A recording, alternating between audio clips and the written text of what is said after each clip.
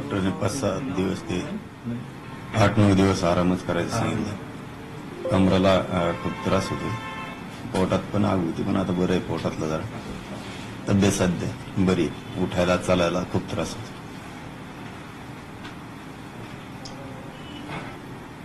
तुम्ही 4 उपोषण केले. चौथ्या उपोषणाअंती देखील मराठा समाजाच्या हाती काय पडलं असं तुम्हाला वाटतं? कारण आश्वासनापलीकडे काही पडलं असं दिसत नाही सध्या तरी.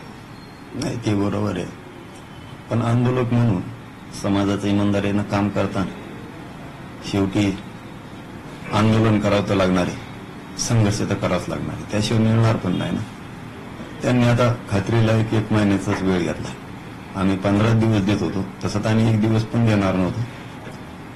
पण ठीक आहे, सरकारचा मान सन्मान करायचा म्हणून आम्ही त्यांना 1 महिन्याचा वेळ दिलाय. आणि ते म्हणले ना, असाही शब्द वापरला त्यांनी की ते टिकलं पाहिजे, कायद्याच्या कसोटीवर टिकलं पाहिजे, ती जबाबदारी आमची आहे, कोणी त्याला चॅलेंज नाही केलं पाहिजे. त्याच्यासाठी 1 महिन्याचा वेळ एवढ्या वेळेस द्यावाच लागेल. शब्द असे होते की कायद्याच्या कसोटीवर आम्हाला ते टिकवायचंय आणि कायमचं ओबीसीतून मराठ्यांना आरक्षण द्यायचे हे शब्द होते, म्हणून 1 महिना वेळ दिला. कशाला उगाच गडबड करायची म्हणलं, दिलं परत त्यांनी मला उडालं. आम्ही म्हणलो होतो कायद्यात टिकणार नाही, मग तुम्ही कायद्याच्या कसोटीवर टिकवण्यासाठी आम्हाला वेळ पाहिजे होता, म्हणून दिला दादा. काल मंत्री तुम्हाला भेटायसाठी आले होते, त्यानंतर तुम्ही त्यांच्याशी चर्चा देखील केली एकांतामध्ये. नेमकं काय त्यांचं म्हणणं होतं आणि त्यांनी काय पुन्हा आश्वासन तुम्हाला दिलं? नाही, आश्वासन तेच, फक्त एकच सांगितलं मी त्यांना की ते दगी फटके होऊ देऊ नका. आता मला, माझ्या समाजाला राजकारणाकडे आम्हाला जायचं नाहीये, त्या रस्त्यावर आम्हाला उतरू नका. त्याला जबाबदार तुम्ही असणार आहे, सगळे राजकीय पक्षाचे नेते. त्यामुळे आमचा हक्काचा आम्हाला द्या, आम्हाला आमच्या गोरगरिबाचे पोरं आरक्षण देऊन मोठे करायचे. हेच ध्येय पहिल्या दिवसापासून आज 10 महिने झाले आणि शेवटपर्यंत तेच राहणार. तुम्ही नाही दिलं मग तर मी जाहीरच सांगितलेलं आहे, विधानसभेला ताकदीनं आम्ही 4-5 समुदायाचे बांधव म्हणजे समाज आम्ही मात्र विधानसभेत उतरणार. पण एसआयटी बाबत जरा स्पष्टता करा ना, तुमचं सरकारशी काय बोलणं झालेलं आहे आणि एसआयटीची बंद केली आहे का चौकशी, का काय झालंय, थोडंसं स्पष्ट करा ना. खास करून फडणवीसांसोबत बोलणं झालंय ना याबाबत? हो, मी कालच सांगितलं. त्यांनी सांगितलं बरोबर.